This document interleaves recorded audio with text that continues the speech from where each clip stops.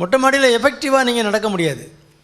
நல்ல fast walking வேணும். Walking வந்து ஒரு பிரிஸ்க் வாக்கிங், அது ஒரு 1 ஹவர் இருக்கணும். அப்படின்னா தான் வெயிட் குறையும். அதனால் அதுக்கு முன்னால் ஒரு ஒரு ஒரு ஒரு வார்மிங் அப் எக்ஸசைஸ் பண்ணிவிட்டு ஒரு அரை மணி நேரம், ஒரு 40 மினிட்ஸாவது நல்லா மினிமம் நடக்கணும். அரை மணி நேரம் நடக்கும்போது பிளட்டில் உள்ள சுகர் தான் குறையும், பாடியில் உள்ள ஃபேட் எனர்ஜி வராது.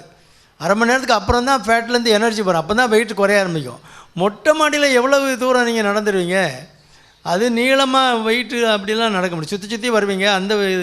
அது எஃபெக்டிவ் வாக்கிங் வராது மொட்டை மாடியில். ஏதோ போகணுங்கிறக்காக நடக்கலாமே தவிர வெயிட்டு குறையணும்லாம் எதிர்பார்க்கக்கூடாது. சாப்பாட்டையும் குறைக்கணும், கொஞ்சம் நடக்கிறதையும் கூட்டணும்.